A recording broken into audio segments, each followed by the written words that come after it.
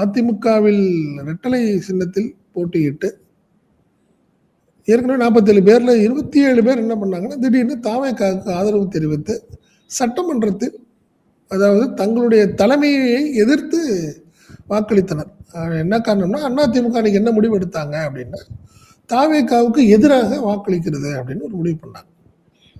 அந்த நிலையில நீங்க சி.வி. சண்முகம், வேலுமணி, சி. விஜயபாஸ்கர் தலைமையிலான அந்த 25 பேர் கொண்ட குழு திடீர்னு முடிவு பண்ணாங்க. என்ன பண்ணாங்க, இல்ல நாங்க விஜய் ஆதரிப்போம் அப்படின்னு ஒரு ஸ்டாண்ட் எடுத்து அவங்க என்ன பண்ணாங்க, சட்டமன்றத்தில் ஓப்பனாகவே 25 எம்எல்ஏக்கள் ஆதரவு தெரிவித்தார்கள்.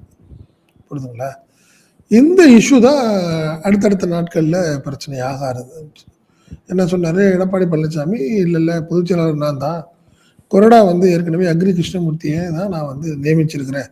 இந்த நிலையில் கொறடாவுடைய உத்தரவை மீறி 25 பேர் வாக்களித்திருக்கிறாங்க. அதனால் அவங்கள கட்சித்தாவல் தடை சட்டத்தின் அடிப்படையில் அவங்க மீது நடவடிக்கை எடுக்கணும் அப்படின்னு சொல்லி அவர் என்ன பண்ணுறாரு, அடுத்த நாள் கொண்டு போய் பெட்டிஷன் கொடுக்குறாரு, சபாநாயகர்கிட்ட கொடுக்குறாரு.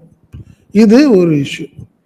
பட் திடீர்னு இப்போ என்ன ஆயிடுச்சு, அவங்களுக்குள்ள ஒரு சமாதானமாகி ஒரு 10 நாட்கள் ஆயிடுத்து.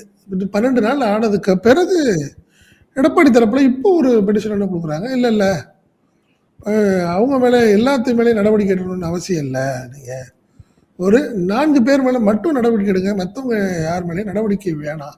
அதாவது 21 பேர் மேலே வேண்டாம், ஒரு 4 பேர். அந்த 4 பேர் யாருன்னா அவங்க தாவேக்காவுக்கு ஆதரவு தெரிவித்து வாக்களித்தவர்கள்.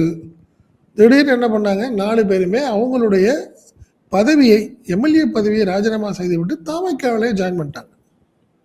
அதுக்கு காரணம் என்னென்னா, திடீர்னு வேலுமணி அண்டு சி. விஜயபாஸ்கர் இவங்க எல்லாமே சமாதானமாயிடுறாங்க.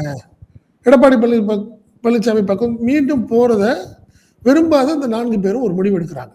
இதுதான் இந்த இஷ்யூன்னு வச்சுக்கல. இப்போ இதில் என்ன சொல்கிறாங்க அப்படின்னு பார்க்கும்போது, சட்ட சிக்கல் கடுமையாக இருக்குது.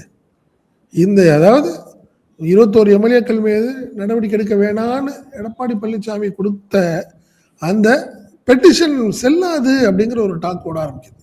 காரணம் என்ன சொல்கிறாங்கன்னா, ஒரு கட்சியில் ஒரு பிளவுபட்டு ஒரு கட்சி ஒரு தரப்பு என்ன பண்ணாங்க, வேறு மாதிரி முடிவு எடுக்கிறாங்க.